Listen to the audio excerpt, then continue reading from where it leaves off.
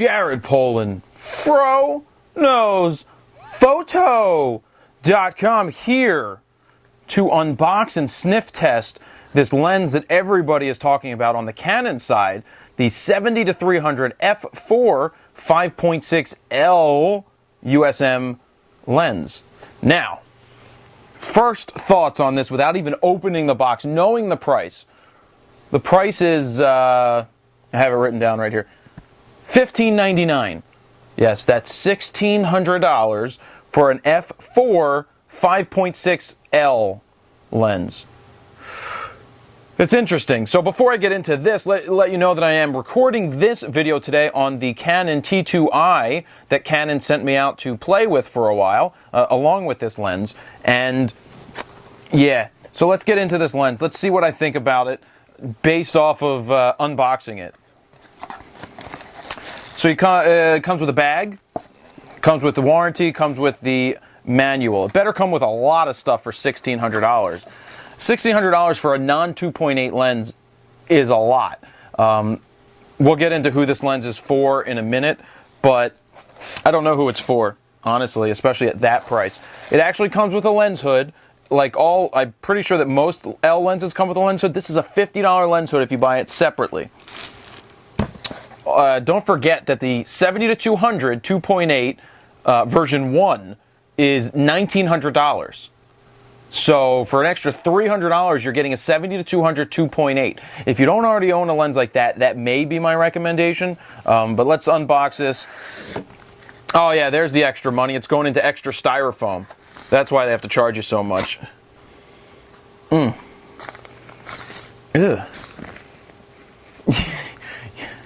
It's kind of funny what it smells like. It's like when you're backstage at a concert and some people are smoking some stuff, but that's very interesting. So first thing I noticed about this lens is it's heavy. It's built like a brick S-house. It has a lock button on here in case you don't want to zoom it past 70. I don't think you can lock it at 300, can you? No, you cannot. Now you also notice that it zooms out of the lens. So it's heavy and already zooms even further. So it's going to be almost like a 70-200 2.8. It is a pretty heavy lens. Being it's a 5.6, what filter is this? A 70, what's that, 67? So it's a 67 filter. You've got your image stabilization, stabilize mode 1 and 2, stabilizing on, automatic focus, manual focus. You have a manual focus ring back here. You have your zoom ring right here. You know, I really want to say it smells like about $800 overpriced. And that's just based on the price of the thing. It could be the sharp, you know, it's probably a really sharp, crisp, colorful lens, but 5.6 always scares me, even out at 300. What's happening outside when you shoot pictures, the background's not going to blur out at 5.6 if they're pretty close to your subject. They're just going to, you're going to be able to see that crab fry lady all over again, like in the background of one of my other videos. I mean, I can't knock the quality of this. The quality is incredible. I can see why they have to charge so much, but it's like, you know, take a thing of spray paint, paint a lens white and call it $800 more. I actually have some inside video of the discussion to make this lens a reality, and let's cut to that.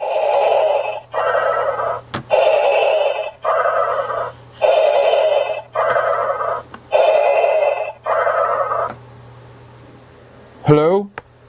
Oh, hello, boss, Canon. Mr. Canon, is that you? Yes, this is Fro Vader. How can I help you today? You need an idea for a new lens? Hold on, let me switch ears. You need an idea for a new lens? Something new. I've got it! Why don't we take a 70-300, paint it white like my stormtroopers, and charge people, wait, get this, $1,600. Because it's awesome. You like that idea. Am I getting a raise? No. Well, that's okay. You got it. Thanks. All right, so yeah, now you have the inside scoop on where that lens idea came from, and we know who to thank for that. So I'm going to go shoot with this. I have a soccer game lined up to go shoot. I want to shoot it outside. Oh, one more thing. It doesn't come with a tripod collar. So if you want a tripod collar to put it on a tripod, a monopod, or any pod for that matter, guess how much that is? $200. And guess what that takes you to? For all you math people out there, that's $1,800. So for $99 more, you get a 70-200 2.8 IS version 1 from Canon, ultrasonic motors, ultra awesome lens. It's one of those lenses that every professional has in their bag. So, you know, I'm still trying to figure out who this is for. Some people tell me that it's for people who want to travel and have one lens to travel with, or a lighter lens. This isn't that much lighter than a 70-200 2.8. It's expensive. I mean, I don't know. I wouldn't have an amateur buy this. I just wouldn't. I would, you know, for $1,600, I could have you buy 3 lenses.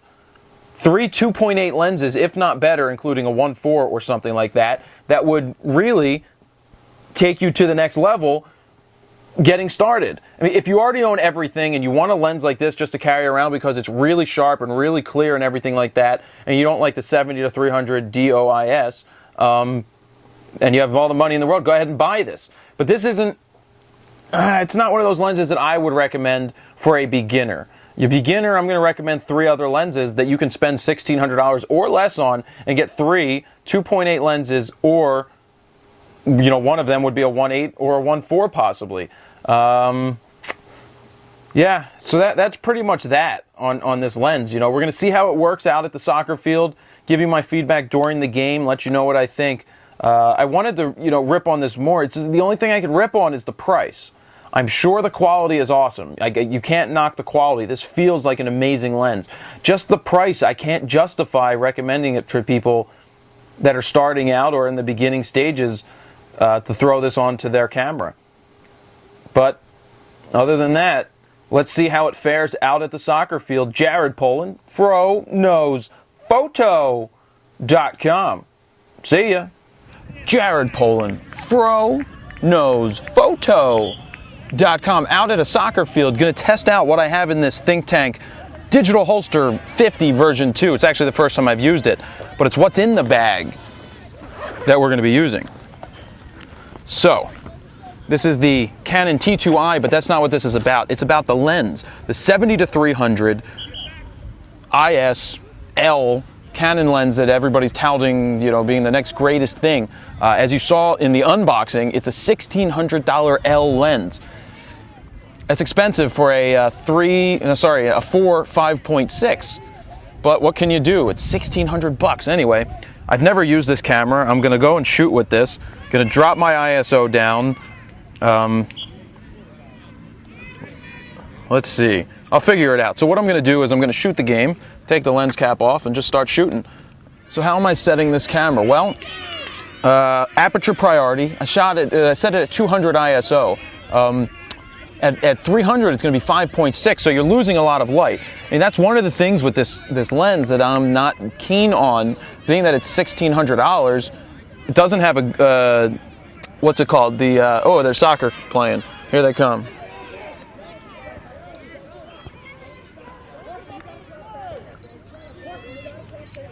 Whoa. You know, I'm actually going to go to 400 ISO because out at 5.6, the shutter speed starts to drop a little bit, and I don't want it to drop because I want to keep it high so that I can capture the motion as these kids are playing. So when I zoom back in, as you can see, this extends. But as I zoom back in, the aperture is going to change. But these kids don't seem to be coming this way very often, and yeah, we'll figure it out.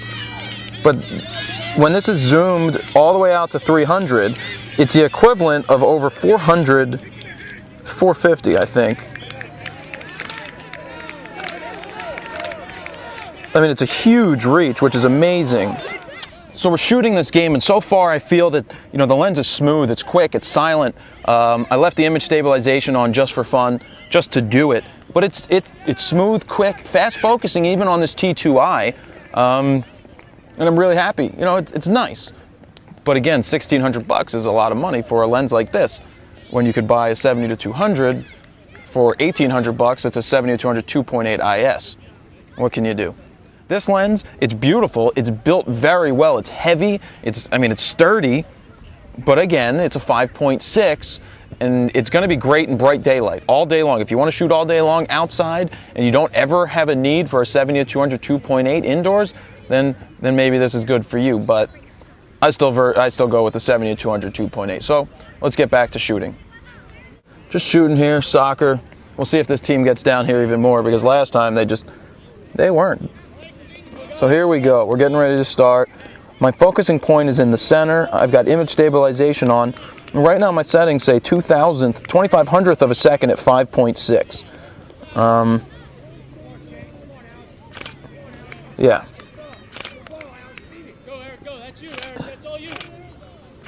So this is nice.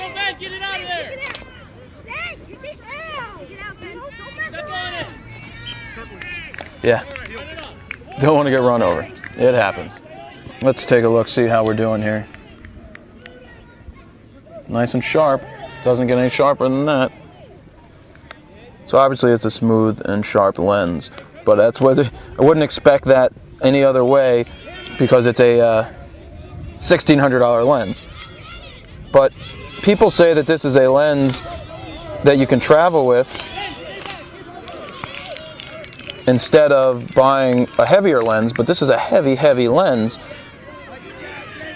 And being that it's so heavy, I don't think it, just because it's this heavy, I don't think that I wouldn't carry a 70-200 around, which I would.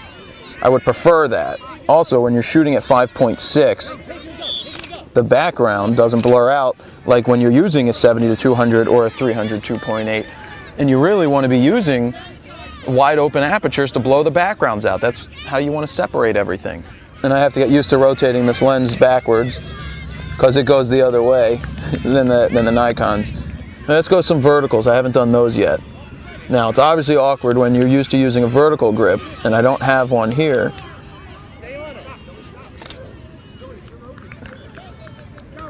But it makes for some good pictures. One thing I don't like, that I keep hitting the focusing ring by accident, because it's on the inside and my zoom is on the outside, which I hit on occasions, and I'm not too uber duper happy about that. I mean, these shots wouldn't be possible with the 70-200 2.8 because they're so far away, and I'm zoomed out to 300. So I didn't get kicked by anybody, which is always a good thing when you're out at the soccer field, that you don't take a ball or a foot anywhere, because you don't want to get kicked in not nice places. Anyway, so let's wrap up this lens. It's fast, it's sharp, it's clear, it's colorful, it creates some amazing images. The image stabilization is great, the zoom is nice and smooth. I don't like that the manual focus ring's here. I seem to hit it on occasions with my palm when I'm focusing or when I'm zooming like this, which isn't good. I don't like that. But the lens is put together really well. And again, you can see that it zooms out further beyond where it goes. It doesn't come with a tripod collar, which is another $200, which is another, you're basically putting this lens in the 70-200 2.8 range, and you know that's my feeling on that. I like those 2.8s. You can't beat the zoom on this. You can't beat a 70-300 that's really sharp like this, but when you're at 5.6, you're not able to blur the background out, and when you can't separate the background, you're not going to isolate the subject, which doesn't make your pictures go boom as much. So, you know I like when the pictures go boom. And that's really all I have. Jared Poland, FroKnowsPhoto.com. See ya. Yeah, so here it is. Canon 70-300 for 5.6 LIS. Here are the review images. What do we think? Right off the top, really happy with the shots. T2i worked well. Once I put it into continuous focus as well as continuous shooting. First time I ever used the camera was for this shoot, so I've never used it for anything else. I just picked it up, I started shooting. It was easy to figure out what to do, which is always a good thing. First time using the 70-300 IS lens. You know my feelings on the price, but let's put price aside and get to the images and the quality of the shots and figure out based on that. We'll let you figure out if you want to pay the money for it. But I will point out that the Nikon version, the 70-300 Nikon VR, which everybody seems to really love, is $520. So $1,000 more. That's my thing. I want to put this against another 70-300 and see what happens. But you know what? Let's again put that aside and let's look at this one. So here we go.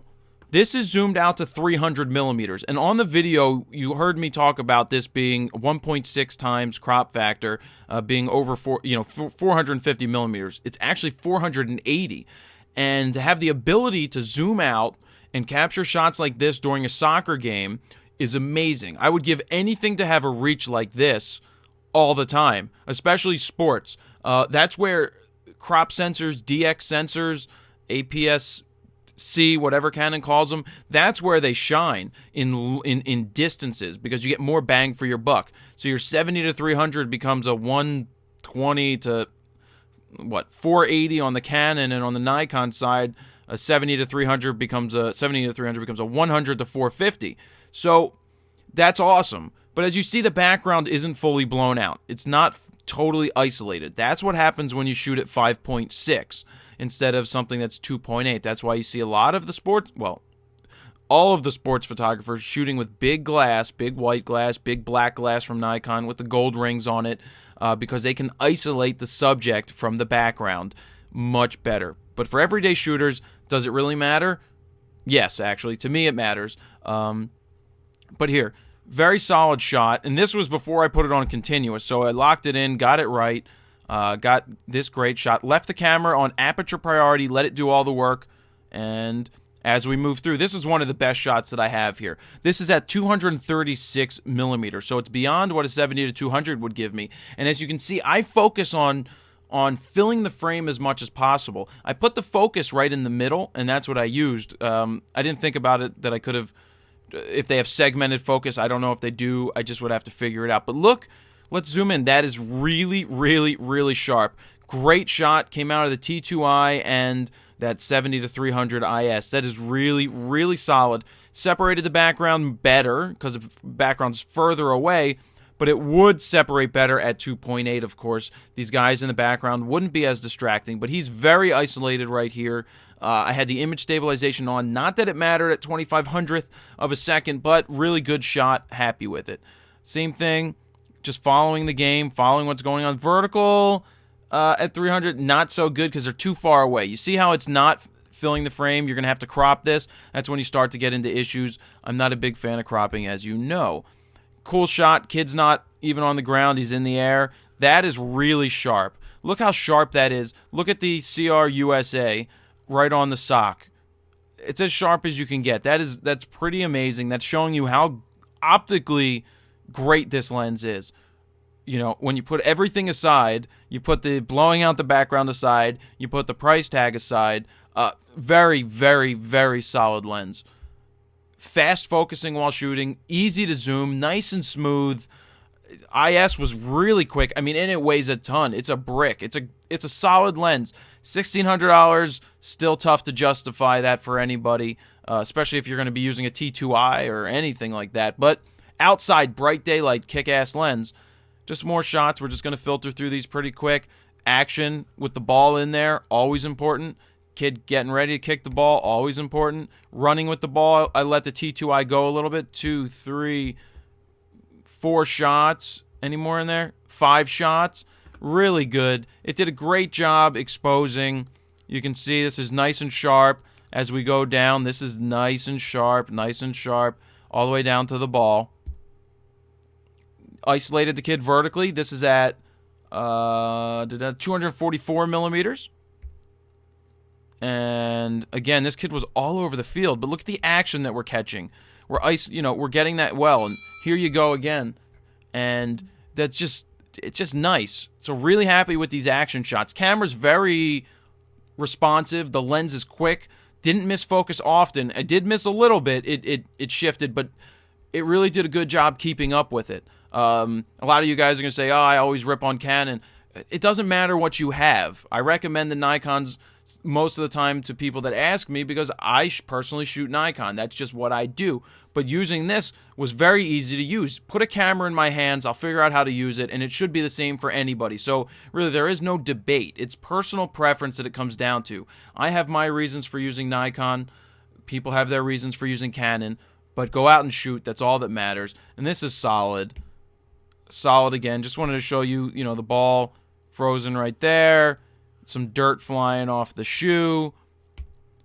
And then just more action shots. So, distracting background. This is, again, where you wish you had a 2.8. This is zoomed out all the way to 300. Of course, I wouldn't have reached this far with a 70 to 200 2.8. I wouldn't have been able to fill the frame as well. So that's, a bonus is that 300, especially when you can zoom out to 480 millimeters equivalent. That's insane. That's awesome. More action, more action. I planted myself in one spot and didn't move at all. I like to let the action come to me instead of chasing it, because if you chase it, you sometimes end up missing what is going on. It's always good to have multiple people in a frame. It shows you action. The kid's falling over. The kid fully falls. This kid just scored. Unfortunately, it's his back. It's not that great, but froze him in time. That's a good thing. Now it was at f5.0 because I was only at 221 millimeters. Is this where I ripped through 6 shots until the buffer was filled? Let's go. Yep, it was. So this is showing you that the tracking of the focus is right on. It tracked it the whole time. And there should be one more. Yep, and that's it. So that's 6. We'll go all the way back. We don't even need to be in develop. Let's go into library mode. 1, 2, 3, 4, 5, 6. That's great. Both on the camera end and both on the lens end. Fully tracked. Nice vertical shot. And that's where we leave off. So, final verdict. Throw everything aside. To have a mega zoom like this, I haven't used a variable aperture lens like this ever. A 4, 5.6. If you are shooting sports, you are shooting bright daylight, you are shooting airplanes, you're shooting anything outside, this is a killer lens. Optically amazing, built extremely well, and to get that extra reach, could I see using this? I personally probably not. I like to use the 70 to 200, but if it isolated the background even better and wasn't super duper uber duper expensive, and I had a Canon, then this could be a good lens to pick up. Who's it for? I don't know. I really don't know. But if I was selling this to, say, a doctor or a lawyer, the guys that like spending money on equipment, I would sell them this lens to go traveling with. You're going overseas? Yeah, it's going to be great for outside. Indoors, it's not going to be great, but let me sell you this 51.8, or I'll sell you something else. So that's who it's for. If you don't have other good lenses yet, spend money on the others, because for a couple $100 more, you get a 70 to 200 2.8 IS version 1 from Canon. Great for shooting indoors. And yeah, it's just a matter of what you're looking to do. If you're outside all the time, 100% of the time, this is going to be a solid lens outside. So I liked it. I liked it for that point. Outside, it's great. It's nice to have that zoom range. And that's all I'll say about that. The full res images are up. Follow the link to the Flickr so you can download the full res JPEGs, which are edited from the 20 or so megabyte RAW files that the T2i creates. And there you go. Jared Polin, FroKnowsPhoto.com. See ya.